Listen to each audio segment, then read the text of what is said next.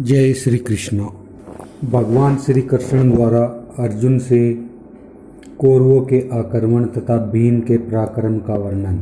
संजय कहते हैं, महाराज चलते समय राह में श्री कृष्ण ने अर्जुन से युधिष्ठिर को दिखाते हुए कहा, पांडुनंदन, ये है तुम्हारे भाई युधिष्ठिर। देखो, इन्हें मारने के लिए अत्यंत बलवान और महान धनुर्धर कौरव योद्धा बड़ी तेजी के साथ इनका पीछा कर रहे हैं। साथ ही उनकी रक्षा के लिए पांचाल देश के वीर भी उनके पीछे पीछे जा रहे हैं। यह राजा दुर्योधन भी रथियों की सेना से घिरकर राजा युधिष्ठिर पर धावा कर रहा है। इसका भी उद्देश्य यही है कि युधिष्ठिर को मार डाले। इस कार्य में इसके भाई भी साथ दे रहे हैं। ये हाथी सवार, घुड़सवार, रथी और पैदल सभी उन्हें पकड़ने के लिए जा रहे हैं। अब देखो, सात्यकी और भीम ने पहुंचकर यद्यपि इन्हें बीच में ही रोक दिया है, तो भी ये संख्या में अधिक होने के कारण राजा की ओर बढ़े ही चले जाते हैं। शत्रु को संताप देने वाले राजा युधिष्ठिर भी यद्यपि बड़े बलवान हैं, युद्ध की कला में निपुण है, उनका हाथ भी फुर्ती से चलता है, तथापि कर्ण ने उन्हें रण से विमुख कर दिया है। धृतराष्ट्र के पुत्र शूरवीर है, उनकी सहायता मिल जाने पर कर्ण अवश्य ही हमारे महाराज को कष्ट पहुंचा सकता है। इनके तथा और भी बहुत से शूरवीरों के साथ ये युद्ध कर रहे थे। उन सब महारथियों ने मिलकर उन्हें परास्त किया है। राजा युधिष्ठिर उपवास करने के कारण बहुत दुर्बल हो गए हैं। ये अधिकतर ब्रह्मबल अक्षमा में ही स्थित रहते हैं, अक्षात्र बल निष्ठुरता में नहीं। जब से कर्ण के साथ इनकी भिड़ंत हुई है, तब से ये बड़े संकट में पड़ गए हैं। कर्ण धृतराष्ट्र के महारथी पुत्रों से यह कह रहा है कि तुम लोग पांडुपुत्र युधिष्ठिर को मार डालो। पार्थ ये सभी महारथी अस्थूणाकरण, इंद्रजाल तथा पाशुपत नामक अस्त्र शस्त्रों से राजा को आच्छादित कर रहे हैं। वे आतुर हो गए हैं। इस समय उन्हें विशेष सेवा की आवश्यकता है। अब शीघ्रता करने का समय है। यह जानकर पांचाल तथा पांडववीर बड़ी तेजी से उनके पीछे दौड़ते हैं। उन्हें यह आशा और विश्वास है कि यदि महाराज युधिष्ठिर पाताल में भी डूबते होंगे तो हम उन्हें बलपूर्वक निकाल लाएंगे। वह देखो, अब कर्ण अत्यंत क्रोध में भरकर पांचालों की ओर दौड़ रहा है। उसके रथ की ध्वजा धृष्टद्युम्न के रथ की ओर जाती दिखाई दे रही है। पार्थ, इस समय मैं तुम्हें एक परम प्रिय समाचार सुना रहा हूँ कि राजा युधिष्ठिर जीवित है। उधर वे महाबाहु भीमसेन हैं, जो सरंजों की वाहिनी तथा सात्विकी के साथ लौटकर अपनी सेना के मुहाने पर खड़े हैं। पांचाल योद्धा तथा भीमसेन अपने तेज बाणों से अब कौरवों पर प्रहार कर रहे हैं। देखो, कौरव सेना भाग चली। सैनिकों के घावों से खून की धारा जारी है। उनकी बड़ी दयनीय दशा दिखाई देती है। अब देखो, भीमसेन शत्रुओं की सेना को खदेड़ने लगे। उनकी वजह से कौरव वाहिनी बड़े संकट में पड़ गई है। ये रथी लोग भीम के भय से थर्रा उठे हैं। हाथी उनके नाराजों की मार से विदीर्ण हो होकर जमीन पर गिर रहे हैं। बड़े बड़े गजराज भीम के बाणों से घायल होकर अपनी ही सेना को रौंदते कुचलते हुए भागे जा रहे हैं।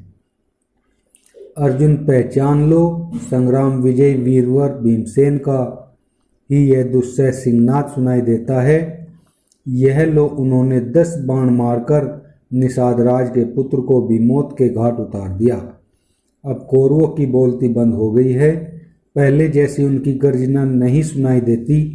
भीमसेन ने दुर्योधन की 3 अक्षौहिणी सेनाओं को आगे बढ़ने से रोककर मार डाला है।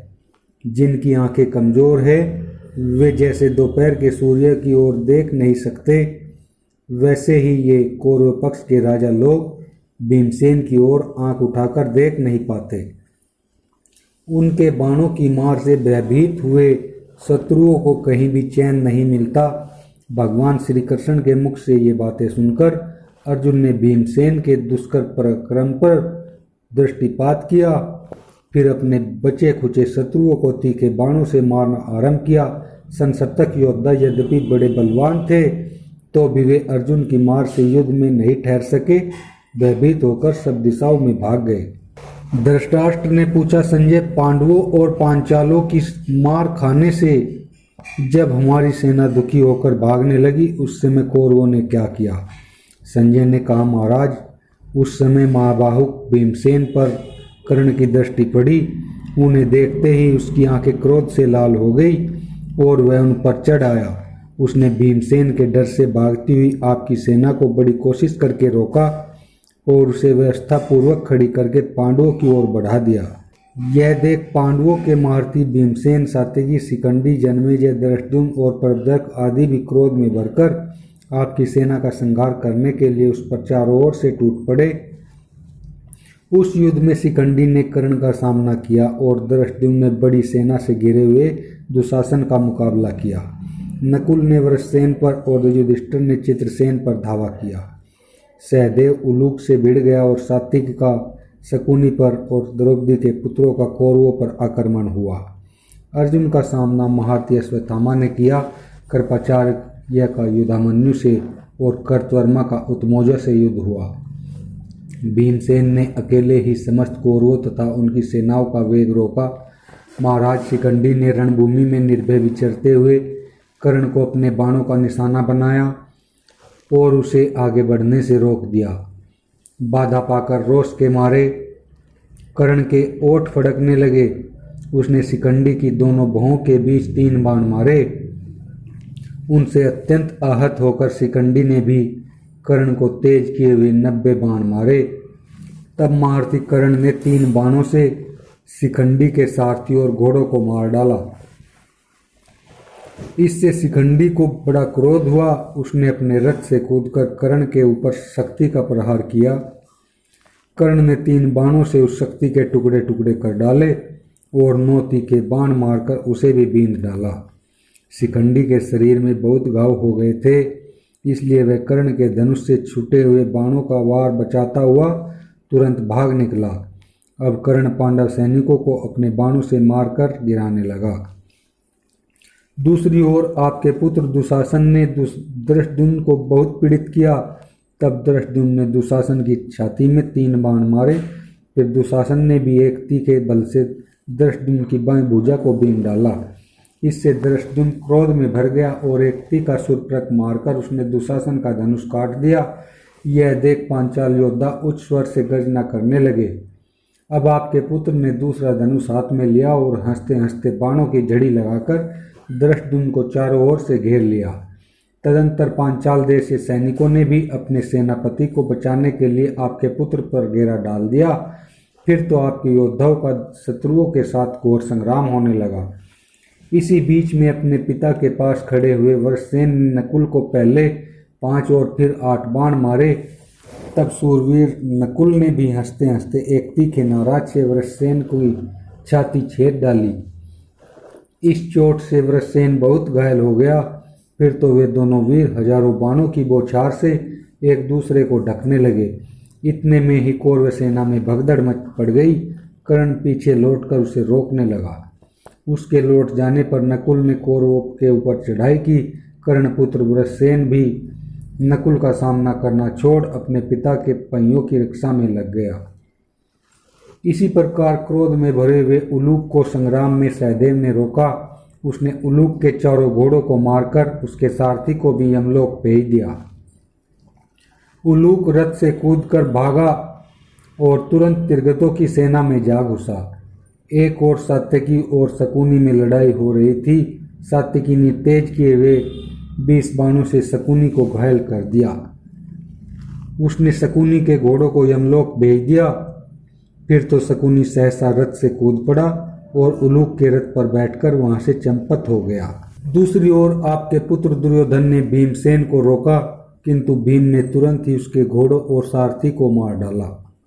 तब शस्त्रधारियों में श्रेष्ठ आचार्य कर्प ने दूसरा धनुष हाथ में ले बाण मारकर युधामन्यु के रथ की ध्वजा सारथी और छत्र को नीचे गिरा दिया।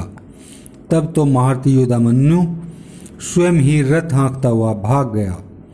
इसी प्रकार एक और उत्तमौजा ने बाणों की झड़ी लगाकर कर्तवर्मा को ढक दिया। फिर उन दोनों में अत्यंत भयानक युद्ध छिड़ गया। उत्तमौजा की छाती में चोट की वह मूर्छित होकर रथ की बैठक में बैठ गया। उसकी यह अवस्था देख सारथी उसे रणभूमि से दूर हटा ले गया। तदंतर कौरवों की सारी सेना भीमसेन पर टूट पड़ी। दुशासन तथा शकुनी ने हाथियों की बहुत बड़ी सेना से भीमसेन को घेरकर उन पर बाण मारना आरंभ किया। हाथियों की सेना देखते ही भीमसेन के क्रोध की सीमा न रही। उन्होंने दिव्यास्त्रों का प्रयोग करते हुए हाथियों का संहार आरंभ किया। अपने बाणों से हाथियों के हजारों जत्थों का सफाया कर डाला। उस समय बिजली की गड़गड़ाहट के समान भीम के धनुष की टंकार सुनकर हाथी मलमूत्र त्यागते हुए बड़े वेग से भाग रहे थे। महाराज भीमसेन का वह पराक्रम संपूर्ण प्राणियों का संहार करने वाले रुद्र के समान जान पड़ता था। बोलो जय श्री कृष्ण।